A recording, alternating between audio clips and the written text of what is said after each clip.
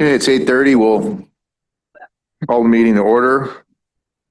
Roll call, please. John Righeimer, Here. Stacy Hessel, Mark Helwig, Tom Duffy, Jeff Haney. You have a quorum. Thank you. Pledge of Allegiance. Please read the certification of compliance with open meetings law. This meeting was noticed to the media and the public as required by Section 19.84 of the Wisconsin statutes. Thank you.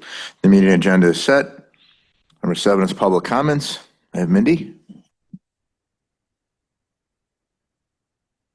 Good morning, everyone. Mindy Simons. I am the director of the Hayward Lakes Visitor and Convention Bureau.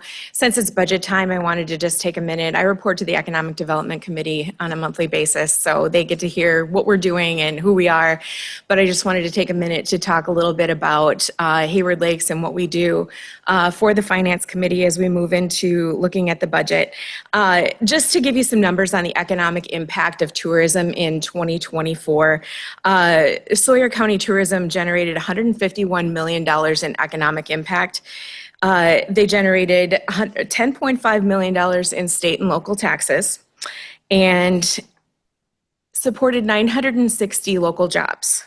And then in 2024, without tourism, each Wisconsin household would pay an additional $678 in taxes.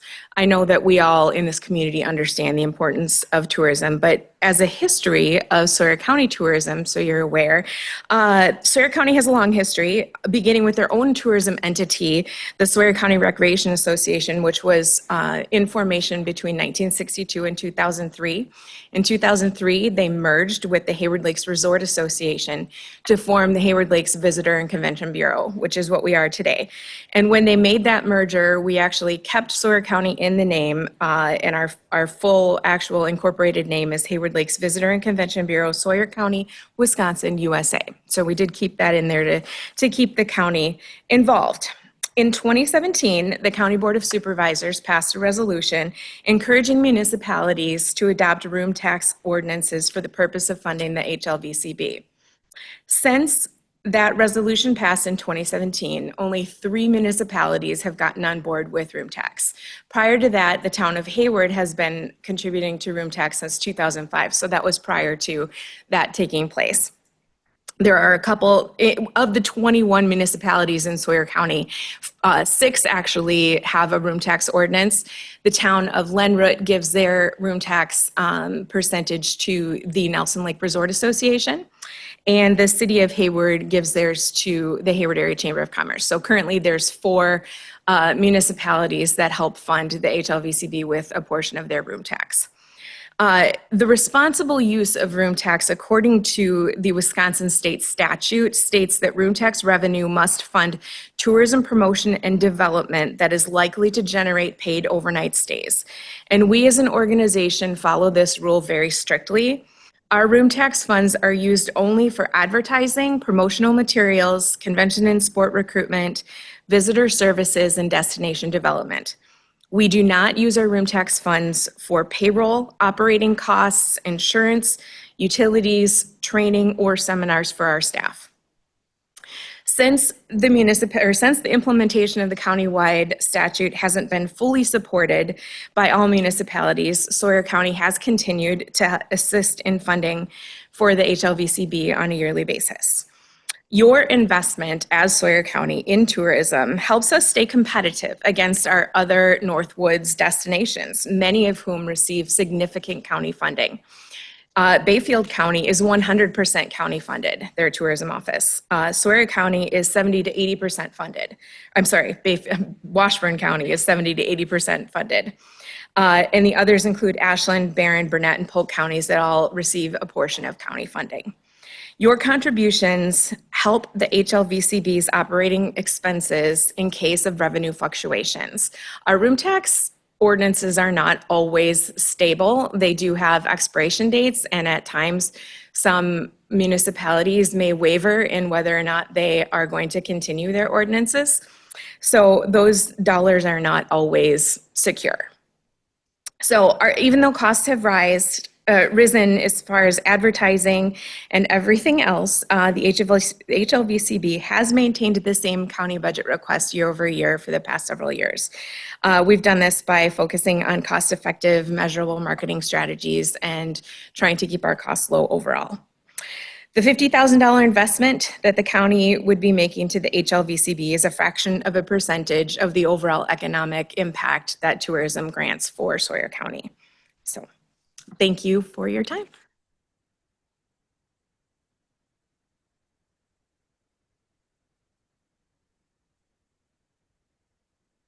Consider approval of the minutes in the previous meeting. Motion by Tom Duffy, I'll second that. second by Jeff Haney. Any discussion? All those in favor? Anybody opposed? And it's approved. Okay, Brian, treasurer's report. Good morning. The interim update, preference to previous loaner letters were mailed out on the 12th of August via certified mail. All but one were returned unopened, unsigned for.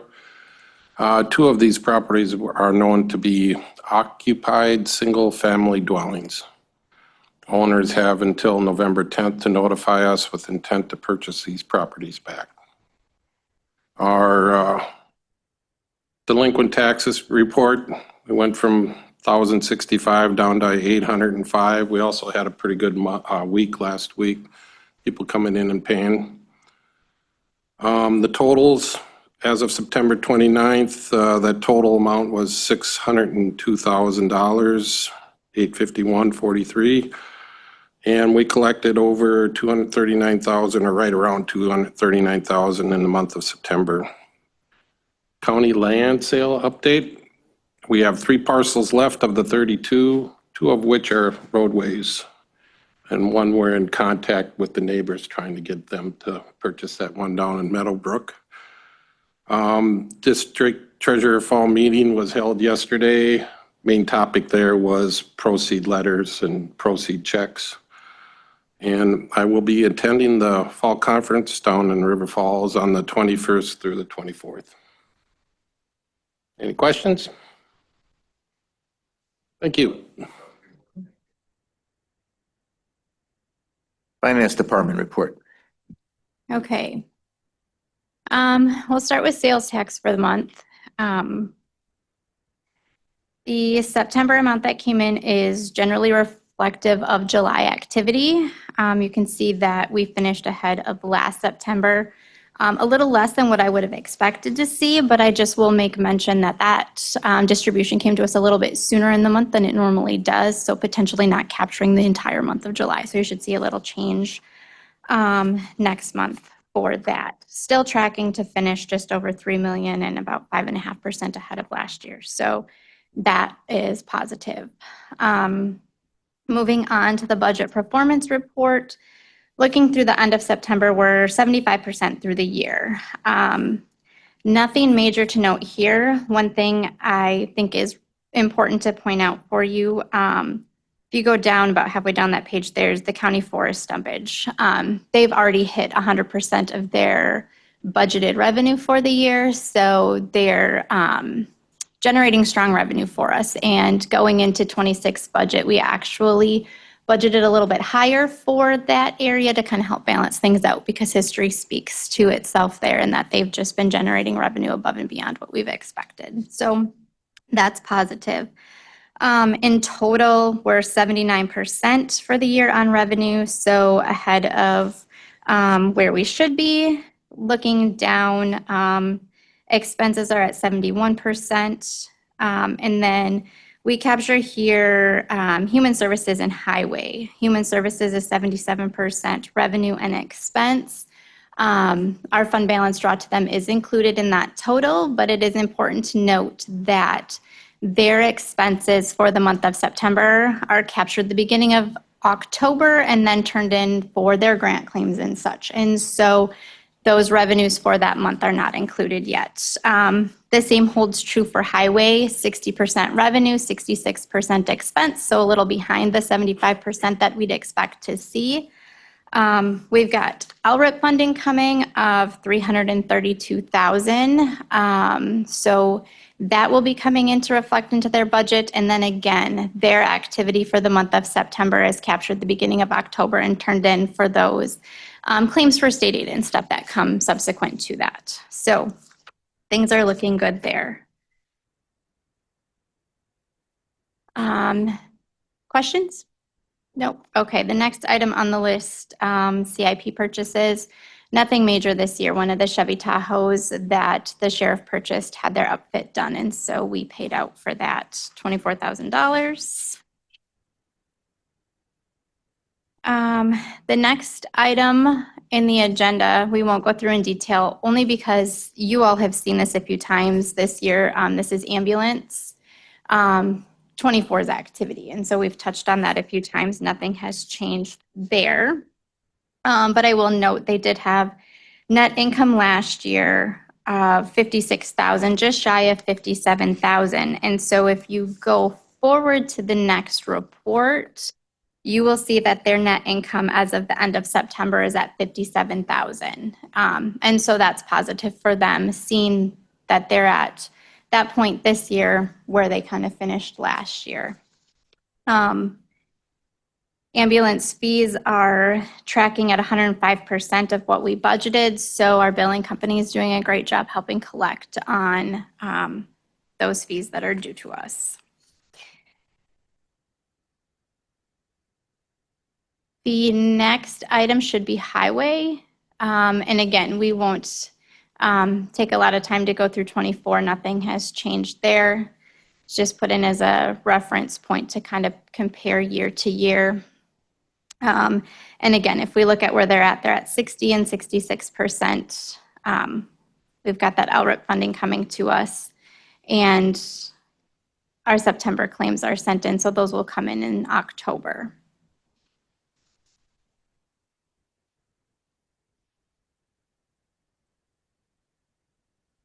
Questions? Thanks. Next item should be the August investment report. Nothing major to note here. Interest rates remain similar to where they have been in past months, just over 4%. Interest income is still strong. However, you'll see a decrease from last year at this time, and that's just attributed to the change in interest rates from last year to this point in time.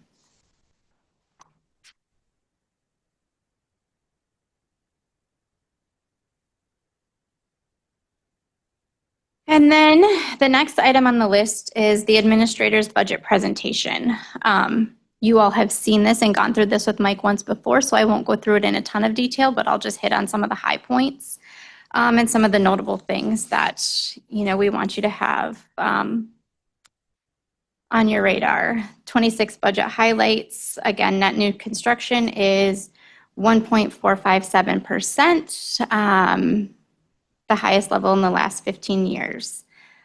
We've included proposed pay increases, the same as years past, that 2% increase in January, 1% in July, and any step increases that are forecasted for staff are included so that our budget is reflective of all of those items. One big item here, we forecasted a health insurance increase of 5%. And so at the time when we kind of have to determine what that is, we don't have our renewal yet. Happy to say that they came back with a flat renewal, so no increase in health insurance. And so that's huge going into 26. The next slide is the 4 items highlighted on top are the levy limit exemptions that Sawyer County exercises. And so that bridge and culvert construction and repair, EMS, payments to public libraries, and payments to general obligation debt. Moving on, this is just kind of summary of expenditures, notes, what the totals are by area. The slide that is up there just kind of shows the levy that's attributed to each area. So the levy attributed to the general fund 7.6, HHS 2.5, highway just shy of 1.9, your debt service repayment, and then the other areas. The other areas would include your land conservation, rec officer, and Namakogon Transit would be included in there. And so that brings you down to your 26 levy. Next, yep.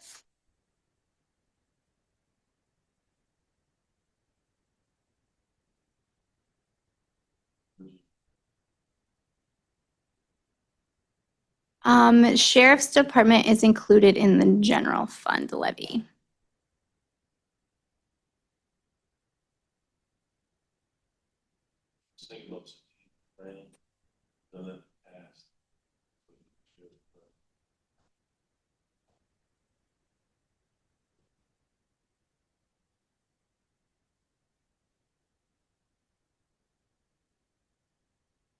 Okay.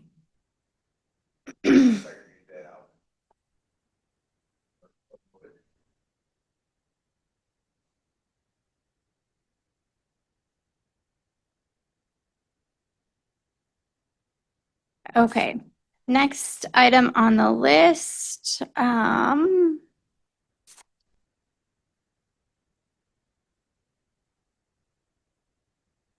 Yep, these are the percentages of levy attributed to each area. And so the first column is the 25 adopted levy.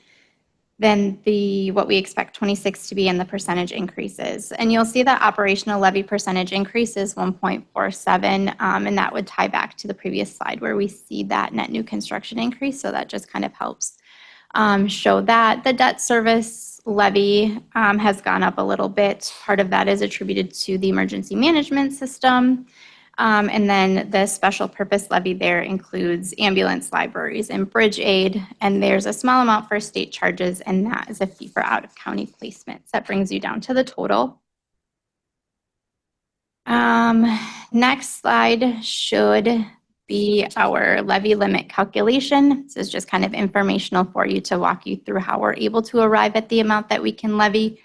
Basically, you take last year's levy plus the 25 personal property aid, exclude any items for unreimbursable expenses related to emergency, so your county has 0, reduce it by last year's debt service levy and come to a total. We don't have a TID, so there's no adjustment there. We make an adjustment for net new construction, take the higher of those two amounts here, and then go ahead and make an adjustment for personal property aid that's actually reduced off, add back in the new debt service amount, and arrive at the total levy.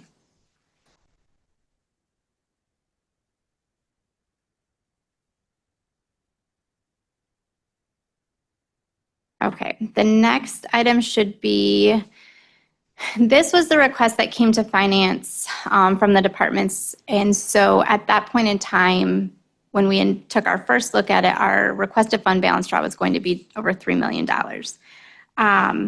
This slide is just kind of reflective of what those requests were, what the recommendations are, and what the savings are. If you move forward, it gives a little better picture of where we ended up. And so we were able to take that $3 million request and bring it down to $382,000. The requests are in the left-hand column. The recommendations are in the right-hand column. And then on the far right are the savings. A couple things to note, having those meaningful conversations with the departments and finding out, where the requests came from and where we could maybe make some adjustments really made a difference. IT's recommended budget, you can see we made quite a reduction there of $90,000, still giving them more than they had in 25 and still being able to meet the needs of where they're at. Made a couple of changes in ROD, in sheriff, going ahead and making some adjustments with HHS as far as revenue and expenses, which you can both see up there. And that was just kind of working through some of their programs and services, making sure we're utilizing our resources to the best of our ability and getting the most out of those contracts for service. So the proposed fund balance draw for 26 is down to $382,985.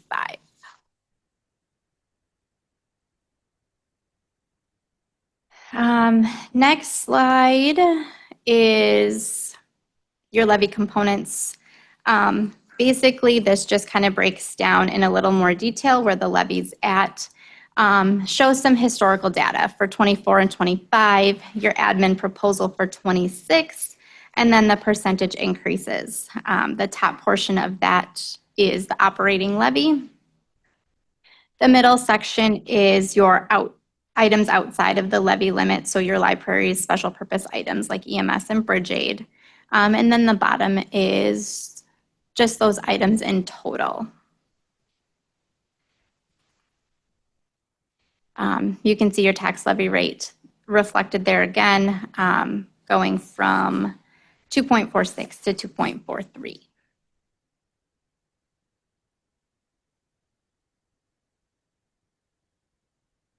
Yep, we can move on. Ambulance service levy, just informational purposes, ambulance is outside the levy limit. Comparing 25 to 26. Biggest difference to note here was they had a little bit of a surplus at the end of last year, and so we built that into this year's budget to bring that down. And now where we're at with that money having gone into it, this is where we're going to have to pull for 26 to arrive at their operating levy of 1.5. Next slide. Library services. This one shows historical data, just to kind of give you the from 2019 through 2025, just the historical data for comparison to kind of see how it's evolved over time and where those requests came in. On the far right, you'll see the 26 requests from the organizations, and the 26 admin is what the recommendation is.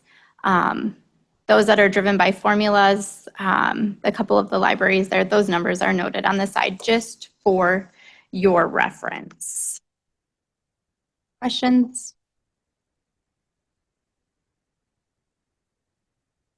Next,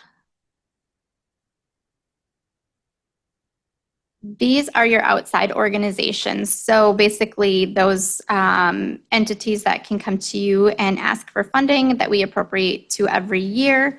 Data from 2017 through 2025. Again, just to give you some history and kind of see how things have evolved over the years. Requested budgets there are listed, and then the admin recommendation is there. For reference at the bottom, again, is the Senior Resource Center.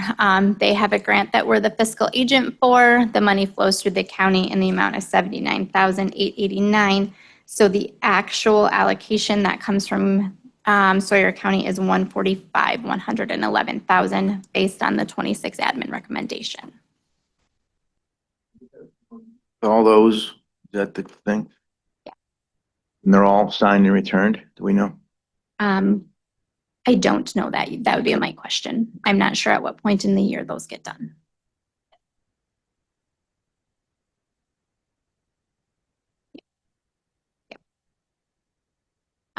Moving on, the next slide is just simply for reference, statutory authority authorizing appropriation of funds to those nonprofit organizations listed.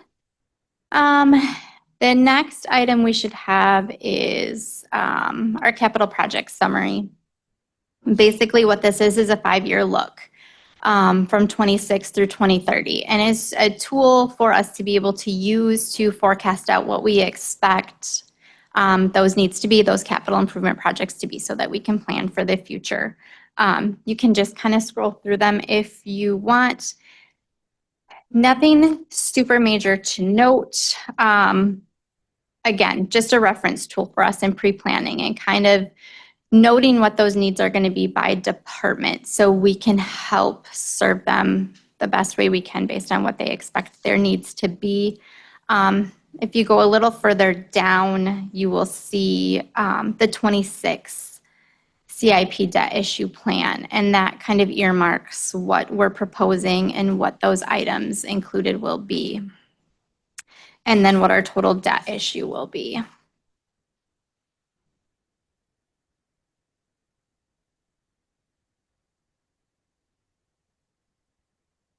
So here's the 26 capital project list.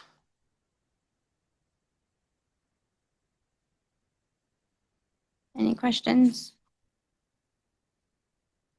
The next slide should be the debt service repayment schedule. Again, just for your reference, to kind of show what those principal and interest payments look like, and then forecast it out for 5 years. And then at the bottom, all inclusive of 2031 through 2044. The note at the bottom, it's just indicating that we anticipate to continue to have a debt service levy of 2.7 to 3.1 per year. The variance is due to an ambulance purchase. Generally, we purchase an ambulance every other year, and so that's why you'll see a fluctuation in those numbers.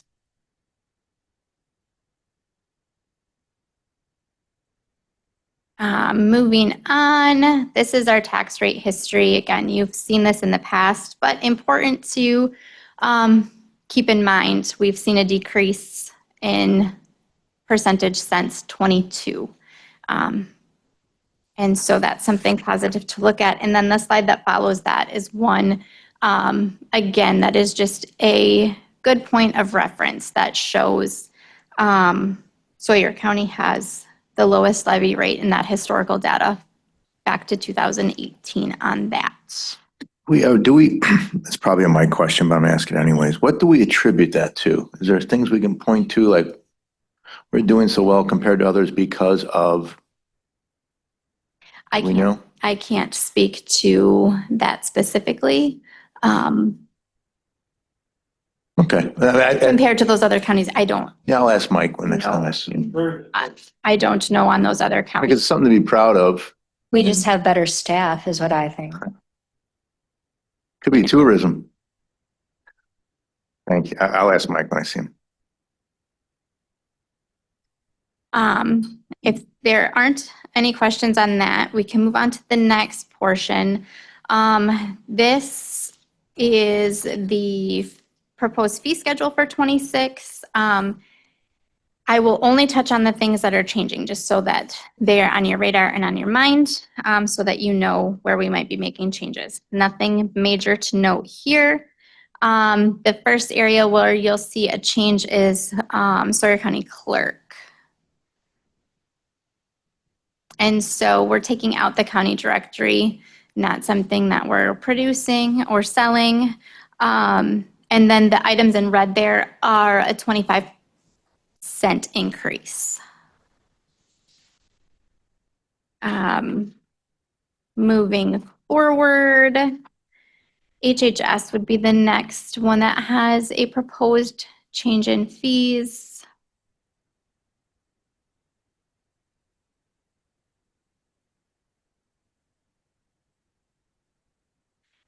At the top, there is not marked in red on here. It was a change that came after that was written. They are proposing the operating while intoxicated, the OWI assessment at the top from $250 to $300, and then the amended driver's safety plan from $50 to $75. So those two items at the top. And then on page 2 of their request, under children and families, they want to add a section for that, home study for adoptions of $600. Register of Deeds is where you'll see the next change.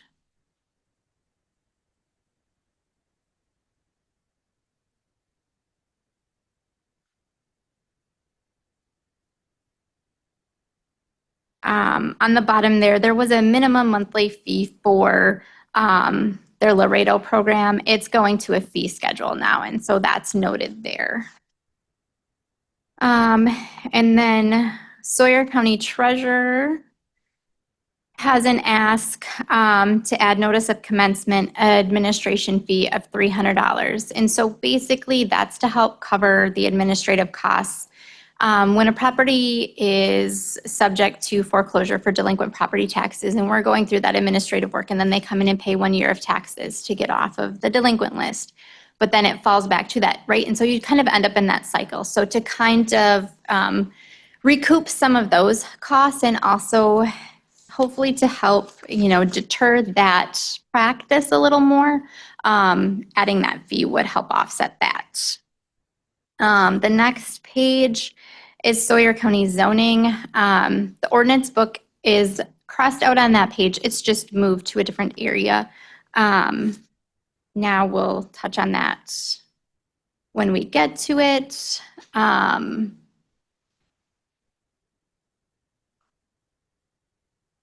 Yeah, that's crossed out there. And so then the next page has a fee structure change. The left-hand column are $50 increases. The right-hand column are $25 increases. And then this, towards the bottom of that page, there's just a language clarification to add the word alteration to kind of help make that all-encompassing of shoreline restoration and alteration projects so that that fee can be attributed to those items. And then on the last page, there's a couple of items we're removing, and then that is where you'll see the zoning ordinance book from the beginning of their section. At the very bottom there, where double is crossed out and triple is in red, right now, if somebody moves forward and starts working on a project prior to receiving that permit, those fees can be doubled. They're proposing to triple those fees to kind of, again, help deter that behavior and have people coming in and getting those permits as needed.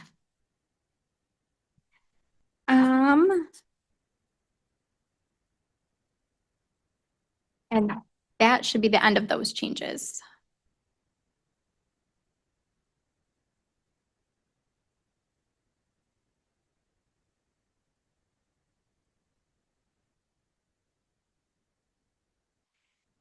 Next item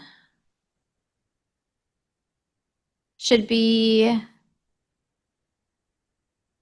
think we already looked at this one. This was the capital projects through debt issue. We should be on the FTE count. Yep, no changes here. Just informational purposes reflective of FTEs per department. 205.7 total. Ant writer or something, or was that just talk? That was a request that was made. To my knowledge, nothing has moved forward Nothing on moved that. I forward. think it's just on the radar that the ask was out Oh, there. And okay. so to keep that in mind for future. Understood. The next slide should be our pay structure plan, just showing what that looks like for the percentage increase in January of 2%, and then in July, the 1% increase. And those relative steps are also noted there. The next section is just for informational purposes. It's the annual budget by organization printed out for you and included so that you can look through that data by organization if you so choose. And then the very last page at the end of that is just the notice of hearing that was posted in the paper.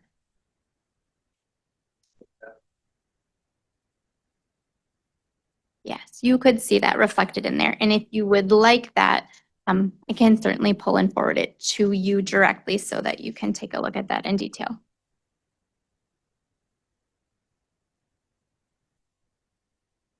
Questions?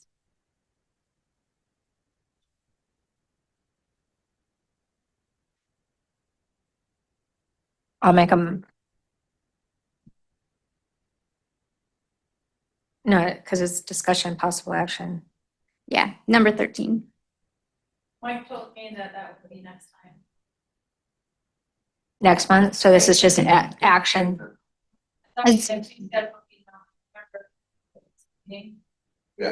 Yeah, you'll have the budget hearing on the 16th to go over this again Right. with the full Okay. board, and then in November. It does say that, I Action. think it's because when he told me to do it last year, so I just put that in there. I think discussion is possible, but I think the action would be the next. It already is. It has been for 3 weeks. Yep. have we, or are we going to try to figure out the shortfall for the, what was the $9,000 shortfall on the, thank you, Senior Resource Center? The $9,000 shortfall for the Senior Resource Center. What they're asking versus what we're recommending. Yeah. What we're talking about. What's your question? Question or just? Yeah, I guess my question is, are we looking at trying to fix that or not? Or And the senior center doesn't belong to us, so it wouldn't be our financial fix. It would just be if what we want to allocate to them. So they have. yeah, that's what I meant. Because, you know, they're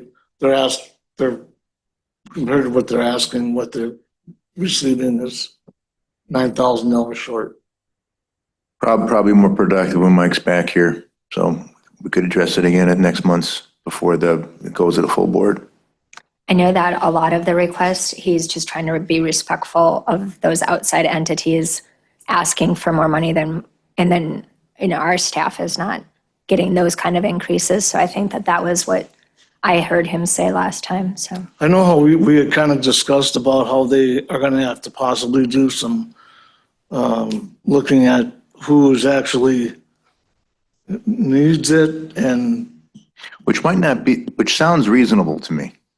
it does to me too. It sounds like I mean, if they may have some people that people can really afford it and they like going and having the meal, it's like everything else, then, you know, I'm sure they're glad to pay, and I'm sure there's some that can't, and it'd be nice to insure those.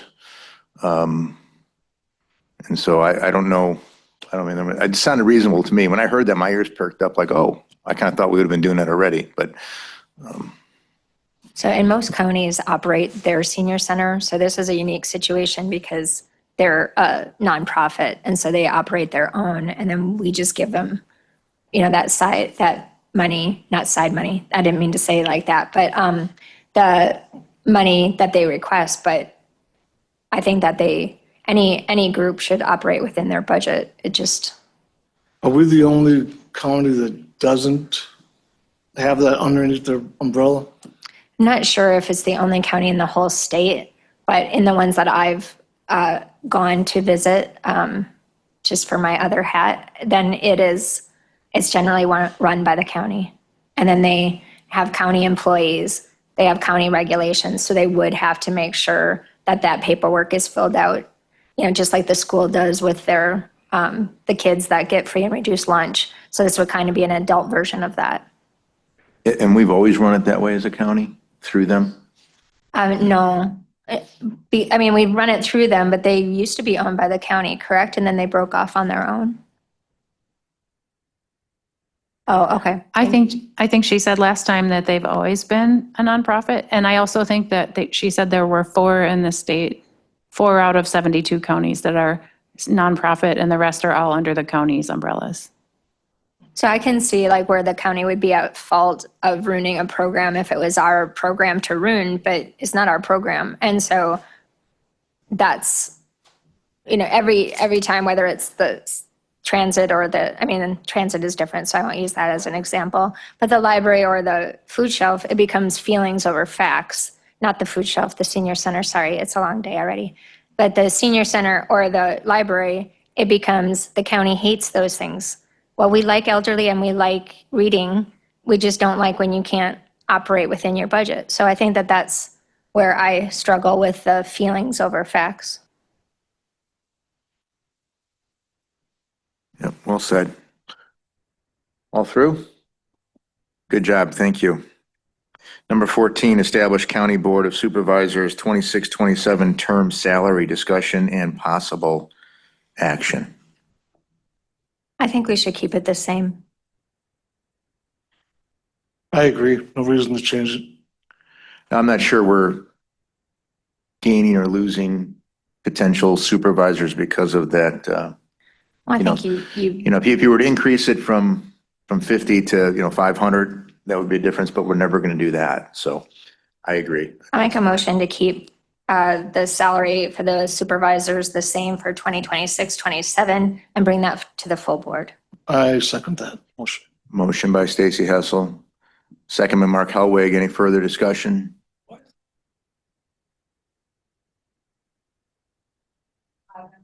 Library as a liaison. Oh, it's a school board. The school board, you get $50. Yeah. Well, most towns pay more than the county too, but you know, it's up to the individual. This is primarily a volunteer position for the most part. Mr. Chairman, Yes, sir. I agree with what your guys' decision. My feelings is that I'm not on the county board for the money. I'm on here to support my district and other districts as much as we can help them. It's not a money thing, so. Agreed. Well said. All those in favor? Aye. Anybody opposed? Okay. Approved. 15, board appointed committee updates. Number 16, any correspondence, reports from conferences and meetings? Any future agenda items? Go back to 16. Oh, 16, I'm sorry. Correspondence, reports, conferences and meetings. Last night at Public Works, we've had on the agenda to open more roads to ATV and UTVs and corresponding with some of the tribal members. They asked if they could have it in front of their tribal council first. So last night that got approved to let it go over the tribal council before it goes to the full county board. I know some of the county board members are upset over that, but that's what happened at the meeting last night. So if some people are thinking about having it on the county board agenda, that's why it's not this month. Thank you. Are there some roads that are? I don't know. Whole reservation, I think so. Not the whole thing, most of it. they seem willing to work now. Well, there's a new tribal council out there. So the thoughts are positive. They have a meeting on the 18th, which is Saturday, of all the members, and they're gonna have it on their agenda then. So we'll see what happens with that. Agreement with them, tower is that? It is not resolved yet.